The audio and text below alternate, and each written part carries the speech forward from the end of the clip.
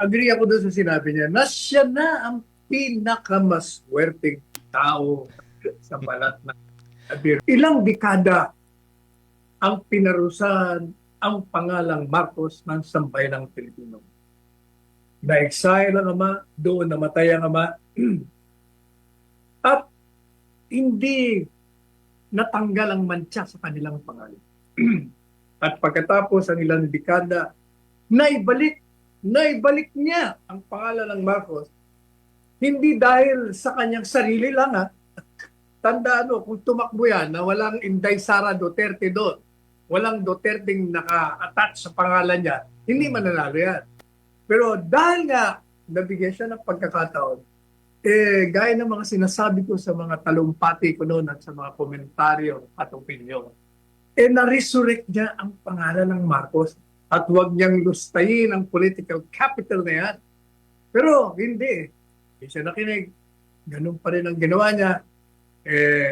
Hinayaan niya ang kanyang pinsan na gumawa ng mga kabalbalan. Hinayaan niya yung mga departamentong sekretary niya na gumawa ng mga katiwalian. O kaya madalit sabi, siya ngayon ang presidente na nakatanggap ng pinakamababang pagtanggap at pagtitiwala ng taong bayan. So, sigurado, baka patawarin ka ng taong bayan. Otherwise, maniwala ka. Ang mga Diyos ng tadhana ay naghihintay na lamang upang ibaon ka sa kangkungan.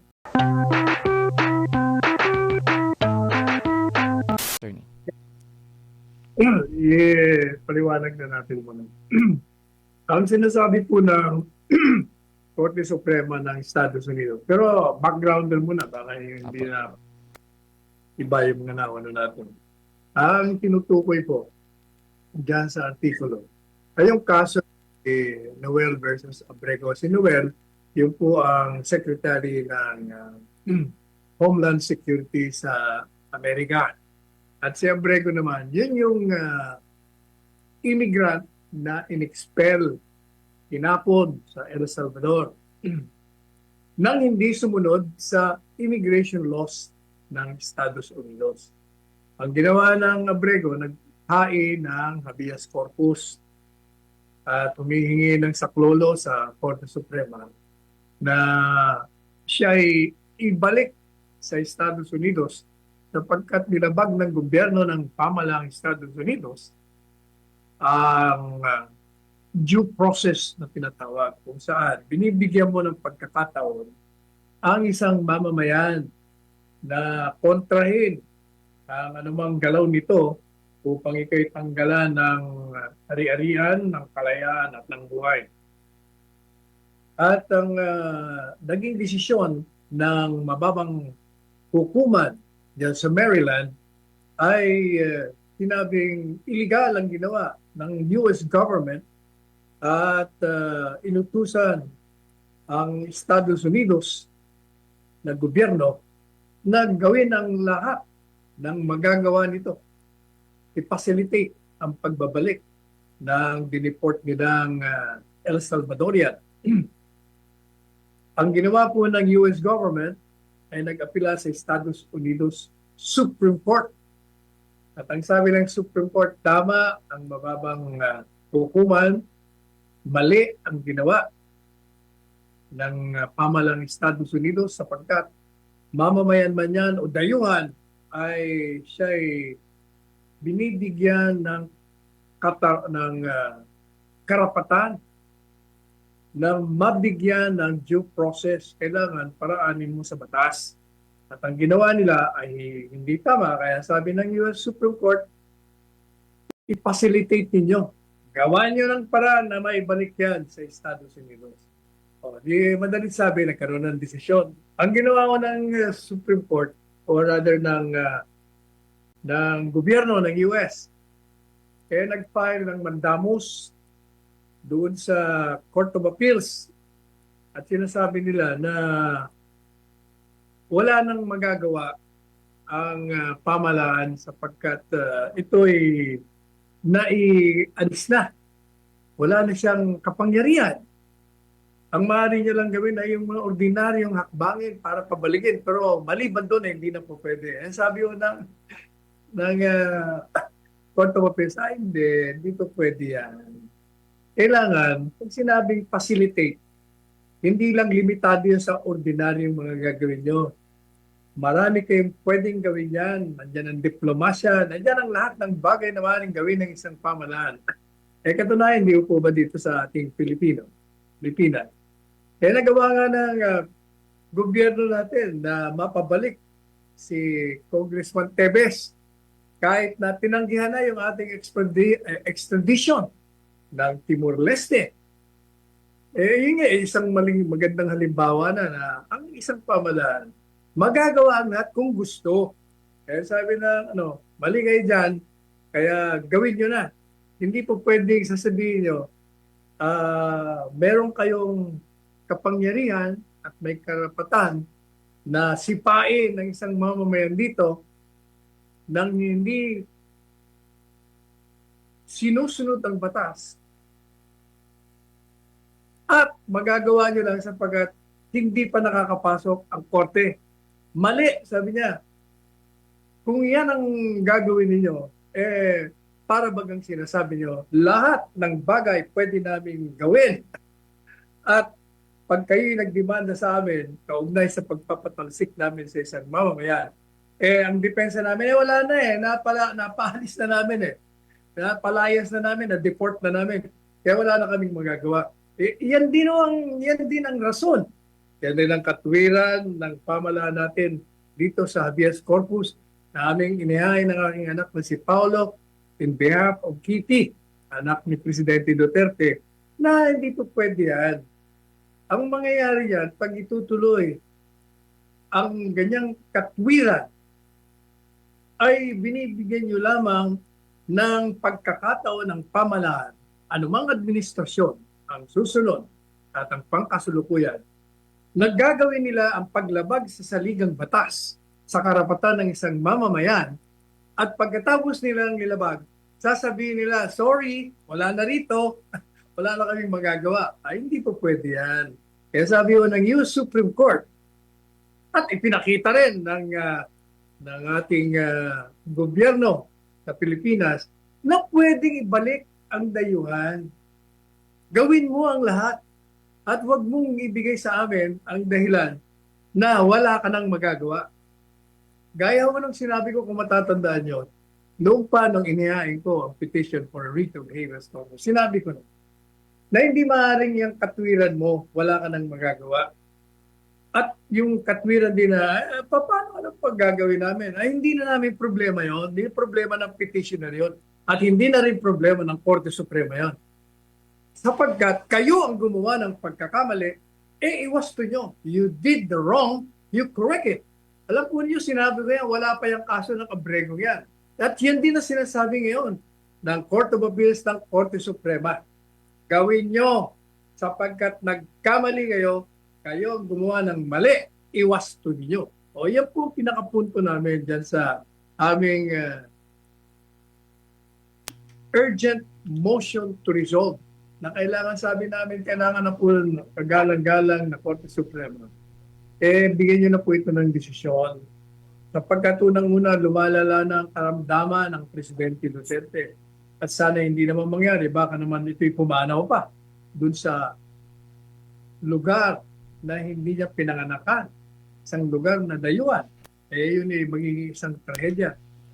Pangalawa, sabi po namin, kung hindi nyo i-resolve ngayon, baka gawin na naman nila si Bato. Kaya si Senador Bato nagtatago Kasi ayaw niyang mangyari yung ginawa kay Presidente Duterte sa kanya. At hindi niyo po masisisi sapagkat pag ang isang batas ay hindi sinusunod at nilalabag nila upang arestuin ang isang mamamayan, may karapatan ng mamamayan na hindi siya magpahuli sapagkat iligal ang ginagawa niya.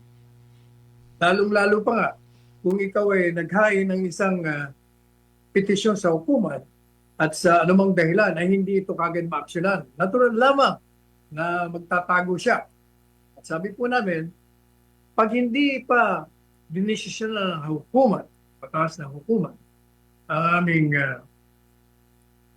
petisyon ng habeas corpus, mapapaniwala po ang pamahalaan nito na tama ang ginagawa nila, na yung mga lumabag, dahil ang paniniwala nila ayon sa batas ang ginawa nila dahil wala pong deklarasyon ng Korte Suprema na illegal, magagawa at magagawa nila yon.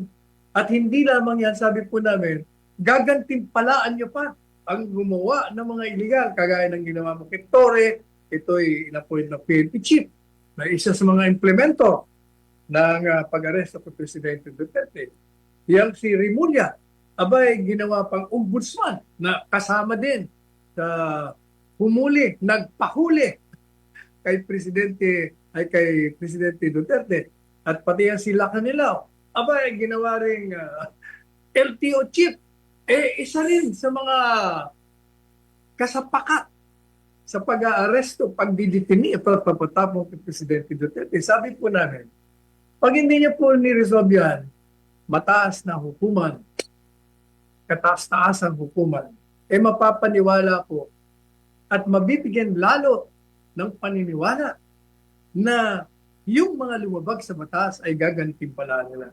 And more importantly, sabi po namin, pag hindi nyo pa po ni-resolve yan, yung ordinaryong mamamayan, kung ang dating Presidente Duterte naghain ng petisyon sa Korte Suprema, ay 8 buwan na naghihintay na wala pang resolution, paano na kung ordinaryong tao lamang? Maaaring mapaniwala ang ordinaryong mamamayan, tama man o mali, na walang remedyo silang magagawa pag sila ay ginawan din ng ganito.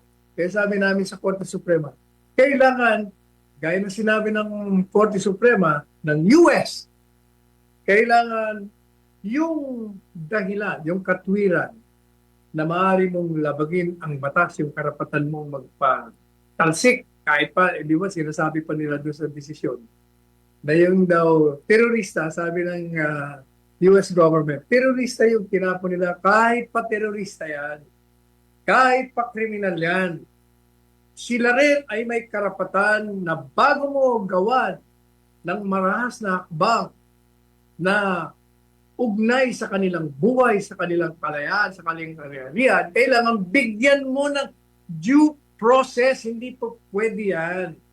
Kaya ibalik mo yan. Lahat ng kaparaanan ng batas, lahat sa diplomasya, lahat ng mga hakbangin na pwede mong gawin, ay dalin mo rito. Sapagkat yung gusto mong mangyari ay sinisira mo ang pinakabuod, pinakapundasyon ng demokratikong pamamaraan ng pamamalakad ng gobyerno. You're destroying the rule of law, which is the very foundation of democratic institutions. Yan ang sabi ng Korte Suprema. Yan po ang ibig sabihin namin doon sa aming petisyon. At yan ang pinaliliwanag ko. Nireprint po natin kung ano yung mga katwiran natin na inihain natin sa Korte Suprema. Unang sinasabi ng anak ko na si Attorney Paulo, yung nangyari dyan sa Estados Unidos, kung saan ang desisyon ay inutusan ng US government na gawin ang lahat ng magagawa nito para ibalik si Abrego, ay blueprint. Ibig sabihin, pwede po nating gayahin, gawin yung ginawa ng US Supreme Court na utusan ng pamalang Estados Unidos na itama, iwasto ang kanilang maling ginawa. At yan nga ay ang kautusan na ibalik mo yan dito. Yun din po ang hinihingi namin, na ibalik nyo si Presidente Duterte rito. Dahil unang-unang mamamayan siya ng Pilipinas. Pangalawa, inaakusahan nyo na gumawa ng krimen dito sa Pilipinas. Pangatlo, inaakusahan nyo na krimen na ginawa sa kapwa niya Pilipino. Pangapat, kung yan ang katotohanan sa akusasyon, kailangan siya ay managot. At bago siya managot, kailangan patunayan muna na siya ay tunay ngang nagkasala. At kailangan ang isang hukuman natin ang maglilitis sa kanya. sapagkat meron tayong malusog na sistema legal, isang insulto at isang pagsalakay sa sobereinty ng ating bansa kung hahayaan natin ang isang dayuhan na makikialam at hahayaan ang isang mamamayan natin na dudukutin, dadalhin sa kanila at sila ang lilitis. Isang sampal na katakot-takot sa mukha ng bansang Pilipino yan at ng sambayanang Pilipino. Napapayag tayo ng ganyan. Maling-mali po yan. Kaya habang may panahon pa, habang buhay pa ang Presidente Duterte, kailangan po ang ating kataas-taasang hukuman, sabi natin,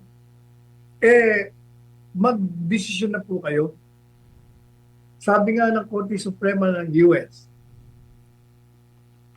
hindi maaaring ang katwiran na meron silang kapangyarihan at karapatan na tanggalin ang isang mamamayan sa kanilang bansa na hindi sumunod sa batas, siyang magiging pinakapundasyon nila sa kanilang kamalian. Maling-mali.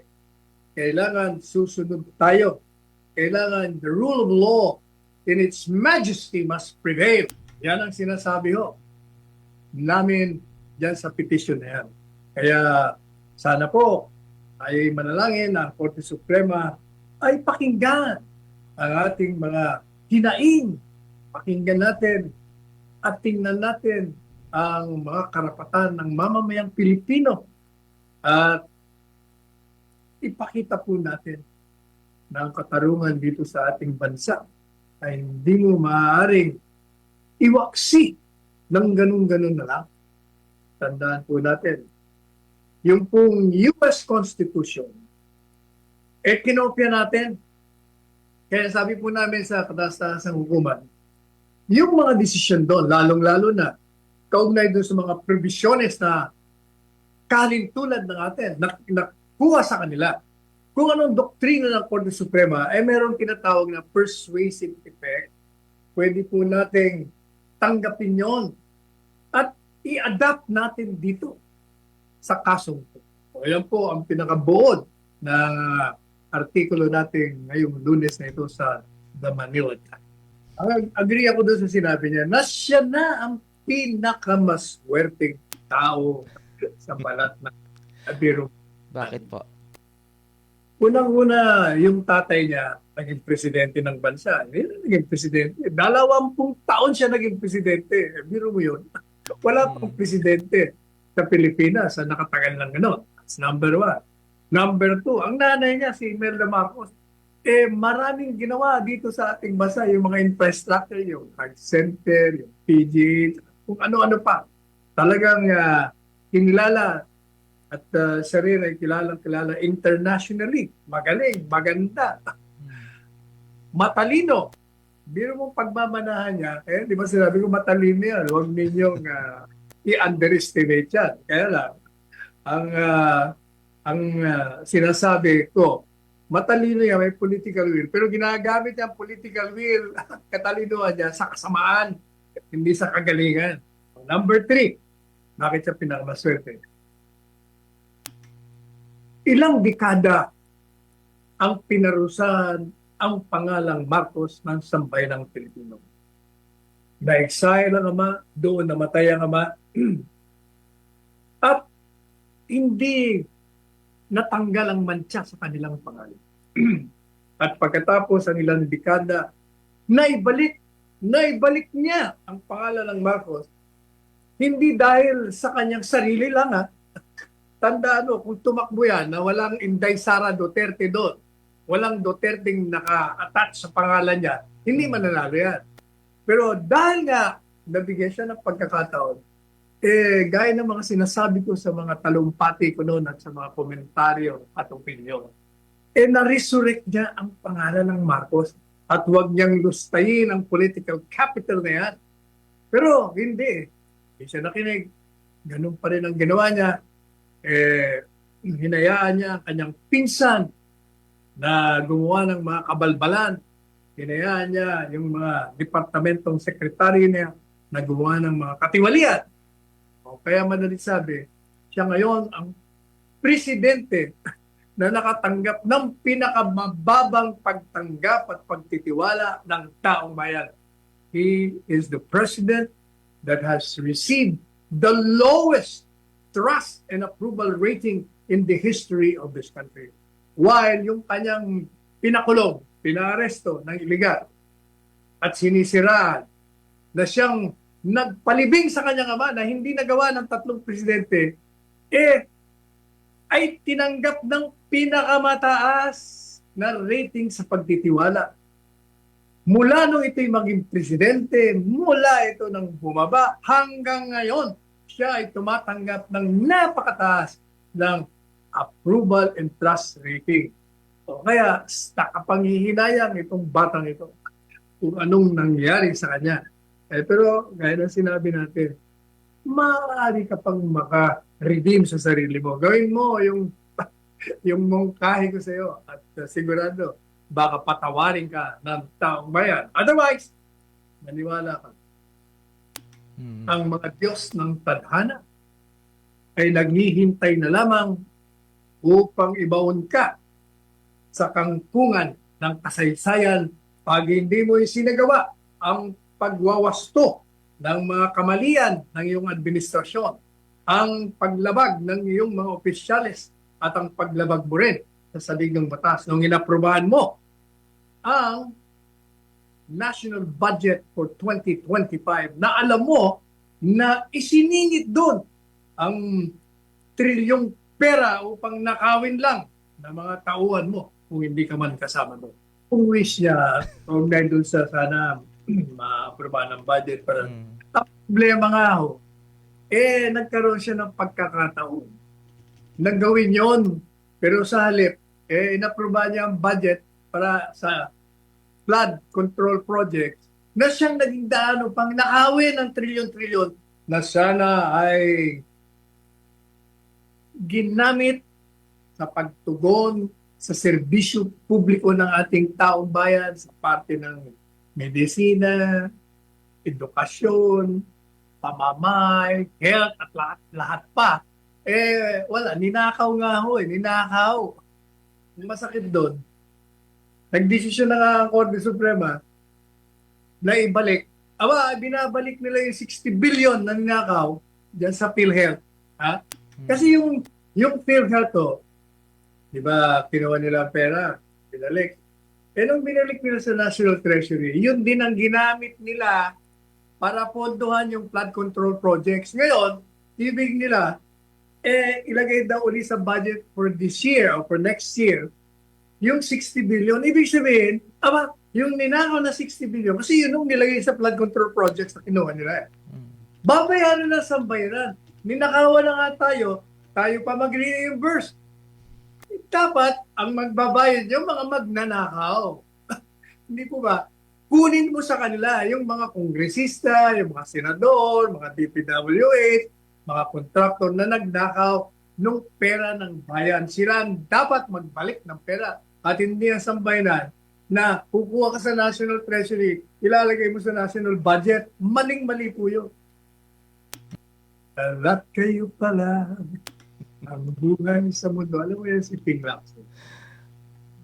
Naging kaibigan natin yan. Naging malapit na kaibigan natin yan. Dahil nung hawak ko ang kaso ni Mayor Sanchez, coronel pa lang yan. Araw-araw kami nagkikita niyan. Araw-araw ko pinibisita yung bilanggo. Kaya malapit kami niyan. Nga po sa kanya. Ang problema ganito, Ping Lacson.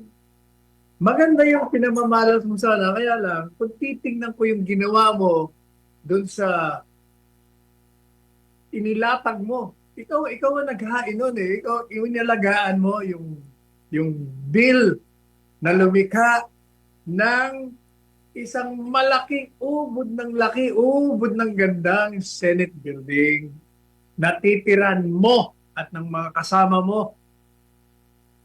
Magkano ba ang kinuha mong pera ng sambayanan para itustos doon sa paggagawa ng Senate building?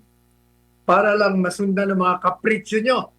Meron naman kayong opisina, maganda na nga yung opisina dyan sa Senado ngayon. Nagpagawa ka pa ng building na umabot na sa 33 billion pesos. Hindi ba corruption yan? Sapagkat Ginagamit mo ang pera ng bayan para sa inyong sariling kapakanan, mga senador.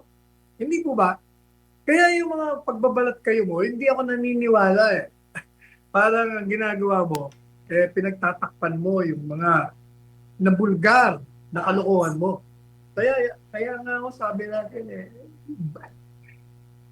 siguro, maganda siguro kung buwagin na lang muna natin yung Kongreso ng ilang taon. Revolusyonaryong gobyerno muna tayo para maayos natin ang lahat ng mga kamalian dito sa ating bansa. Sapagkat, can you imagine magkano ginagastos natin sa mga senador, mga kongresistang ito, na yung pala kung maniniwala ka sa lahat ng mga tumistigo dyan, ang karamihan sa kanila ang nagnakaw ng pera ng bayan. O, hindi po ba? Hindi ba dapat ibugin natin? Pero Pero yes, Carlos, kung ako ang presidente lang po, ang gagawin ko niya sa budget, 6 na trilyon. Yung kalahati, yung 3 trilyon, ang gagawin ko, ilalagay ko sa edukasyon. Para lahat ng Pilipino ay mapag-aral lang libre. Pero mo 3 trilyon. Makakapagawa tayo ng ubod ng dami ng eskwelahan. Makakabili tayo ng mga gamit ng mga bata, pati damit nila, pati mga sapatos, bags nila. At makakakuha tayo ng magagaling na magtuturo, doble, triple natin ang sweldo ng mga guro. Yung magagaling para gumaling. Yan ang dapat na gagawin mo. Mga 1/2 of 6 trillion. Tapos yung another half of the half. Dahil matitira, 3 trillion. Yung 1.5, doon mo gasto din sa infrastructure. Kasi nang kailangan mo para makakuha ka ng mga investment. Yung kalahati, yun ang yung ordinaryong ginagastos para ng gobyerno. Kung akong presidente ang gagawin natin, maniwala kayo, palagay ko, aayos tayo. yes. Payag ni Justice Hernando. Yun naman consistent doon sa desisyon ng Korte Suprema na kinikriticize ng iba dahil daw itong korte dapat huwag utusan ang Kongreso kung anong gagawin niya. Dahil kailangan magrespetuhan kayo, walang pakialaman. Maliban na lang kung meron kang illegal na ginawa. Korte Suprema talaga may kapangyarihan sa ligang batas. Pero sa akin naman, yung sinabi ng Korte Suprema, parang nagbigay lang siya in advance ng isang akbang na gagawin nyo na hindi kayo lalabag sa batas. Kaya sinasabi niya, gumawa kayo ng hiwalay na batas para hindi kayo lumabag. Wala namang masama doon. Yun mungkahi lamang, hindi naman siya nag-uutos Kung baga, sinasabihan na kayo, pag ginulit nyo pa yan, dideklara namin unconstitutional yan kasi sinasabi na nga namin, nalabag sa saligang batas siya. Kung gagawin nyo naman sa ibang pamamaraan, pero yun din, ang suma ko total, sinasabi na namin na huwag nyo nang gawin. Hiwalay na lang, gawin nyo para okay kayo. Yun ang ibig sabihin ni Justice Hernando. Bulat na Yung madriagang yun, totoo lang ko lang narinig ang pangalan niya. At meron pang mga chismis, kinakala. Hindi ko alam kung saan ang gagaling ang kesyo daw. Ito'y binibisita ni Inday Sara sa kulungan. Talagang inuugnay nila. Alam po niyo, ang tingin ko niyan. Ito ay isa na namang pakana. Kasama sa programa yan upang silahan si Inday Sara ng mga kalaban nito sa politika, lalong-lalo na dyan sa administrasyon. Kasama ito doon sa kanilang iniisip at ginawa dati na maghain ng impeachment. Ang target talaga niyan, kailangan sirain si Inday Sara. Either tanggalin mo sa pagka-vice presidente yan para kung ano man ang mangyari, hindi siya ang magmamana ng pangulungan under the line of succession. Kasi vice-presidente siya. Pag resign si BBM, o kaya may mangyari sa kanya, ma-disable siya, o for whatever reason, hindi siya po pwede maging presidente, si Inday Sara ang susunod na presidente. Pangalawa, tinatanggal talaga nila ang pagkakataon na maging kandidato itong presidente sa 2028. Kaya kailangan i-impeach mo yan o ipakulong mo yan, lahat ng kaparanan, whatever means na maaaring gawin nila upang sirain ang pangalan, ang pagkakataon, ang pagiging sagabal sa kanilang pananatili sa kapangyarihan, gagawin nila at ginagawa nila nga ngayon yan. Kaya, itong si Madriaga, kung sino man siya, ginamit na, as usual, ginagamit nila. Mga planted na mga testigo yan Pero alam po ninyo, ang sambayan ng Pilipino can see through all this deception. Nakikita po ng taong bayan kung ano ang ginagawa ninyong kawalangian, kalokohan, ang paglaban sa saligang batas upang sirain nyo lamang si Inday Sara at ang Presidente Duterte. Kaya nga nagagalit Kaya nga lumalabas sa kalye. Kaya itong panibago nilang pagtatanim ng black propaganda. Kaya na sinabi ni Inday Sara, ng fishing expedition. Ito'y talagang lantaran, pinapakita na talaga. Nagagawin nila lahat. So, dulo nang sila'y lumabag sa saligang batas. Pareho nang gagawin nila Tibaton, di ba sinasabi nila? Sinabi na nga ng mali, illegal, lumikha na nga ng mga rules and regulation para maging stricto ang pagpapaalis o pagsusuko ng isang mamamayan. May sinasabi, hindi, may option kami to surrender bato. O biro niyan, talagang lahat gagawin po nila Hindi kaya nga yung sinasabi ko ako, nanawagan sa inyo. 2 taon na ako nananawagan. Lumabas kayo sa kalye. Sapagkat ang kasaysayan ng ating bansa, pinapakita sa atin na ang paglabas lang sa kalye ang nagiging paraan upang mayanig ang isang namamahala, nanahalal, na mali ang ginagawa at nagiging daan upang ito'y matanggal. Kung ito man voluntaryo o sapilitan. Kaya sinasabi ko, lumakad sa kalye. At natutuwa naman tayo, after 2 years tayo, parang siramplaka, nananawagan, lumabas sa kalye. Lumabas, ang problema naman, may bago na naman problema. Lumabas nga sa kalye, unang-una, anong tawag doon, hindi madalas. Paminsan-minsan lang Paminsan-minsan. Minsan sa isang buwan. Minsan sa 2, 3 linggo. Ay, hindi ubra yan. Kasi nung kami lumabas sa kalye, noong 1960, kailan ba? Nag-umpisa kaming lumabas yan ng 65. Naging aktivista na tayo, nasa UP tayo, 66. Doon nga nag-umpisa. 21 years nga kami, lumalabas sa kalye. Hanggang naging araw-araw. Dapat ang gawin natin yon. Pangalawa, gaya ko na sinabi, hindi po pwedeng hiwalay tayo. Isa lang ang issue, corruption, magkaisa tayo.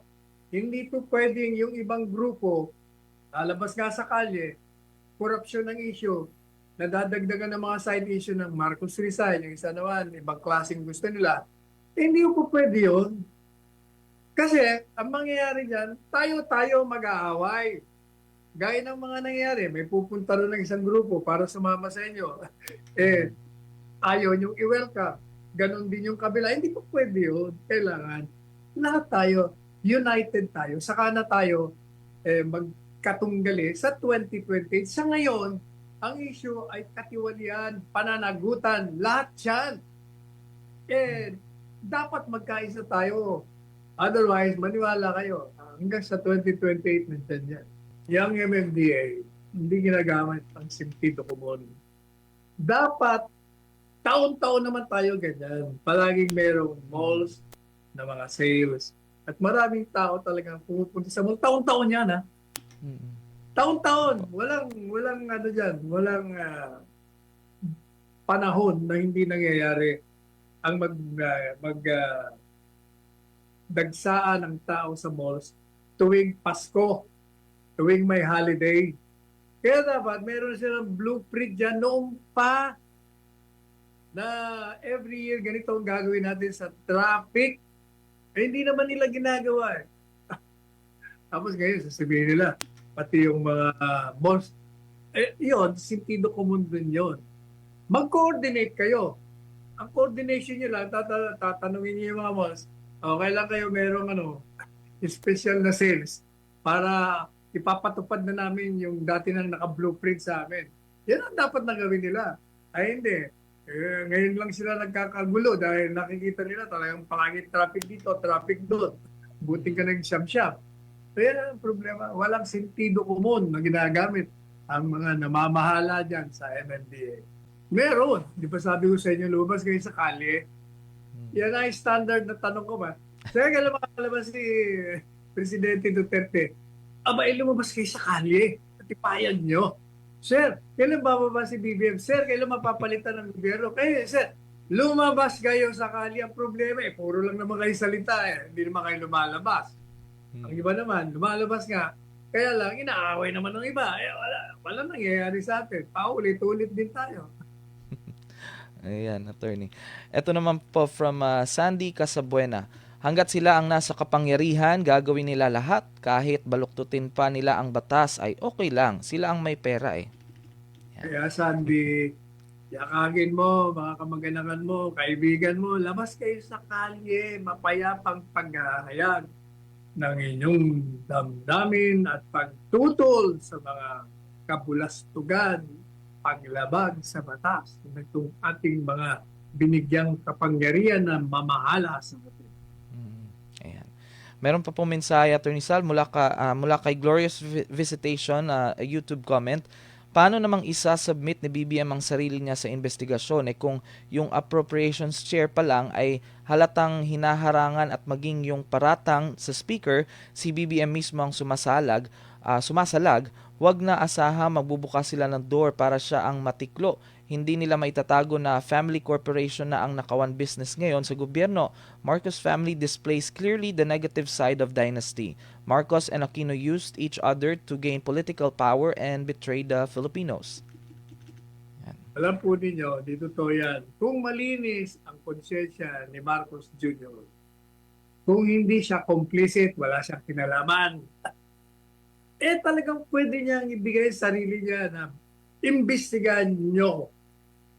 Pero kung may tinatago ka, hindi ka magpapaimbestiga. Puro salita lang na, ako, willing ako magpaimbestiga. Salita lang yun. Hanggang salita lang. Well, words are cheap, attorney.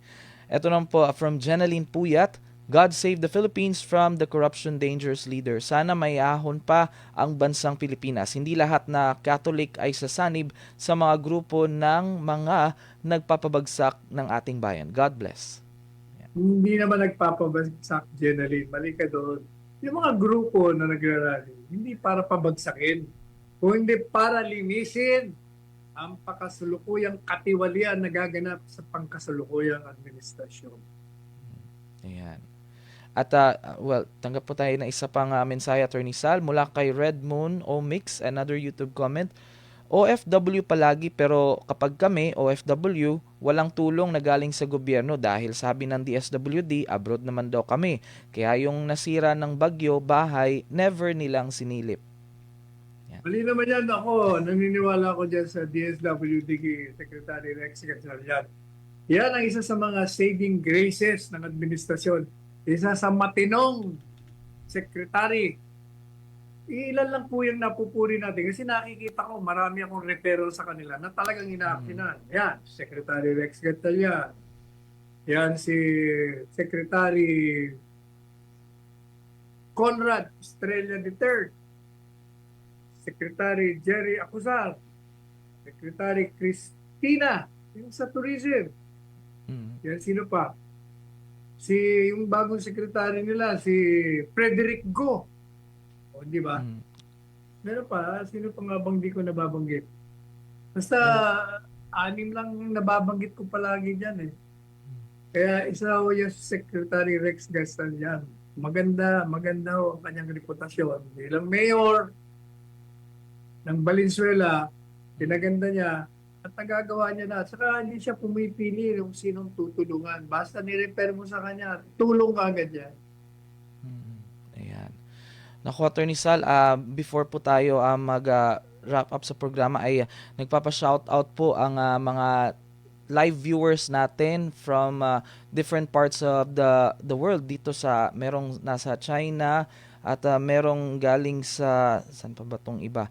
Basta mga usually Attorney Sal yung mga live viewers natin ay mostly ay nasa ibang bansa at yung iba naman ay napapanood tayo hindi live pero nire-replay nila yung mga episode natin at doon sila nagbibigay ng comment.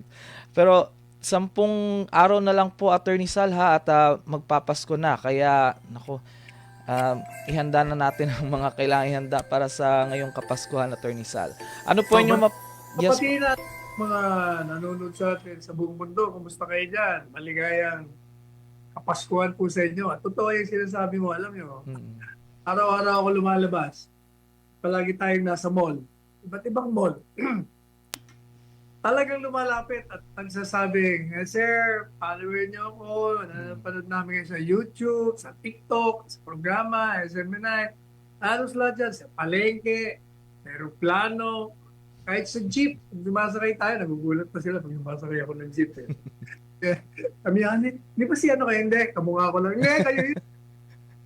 Boss nyo eh.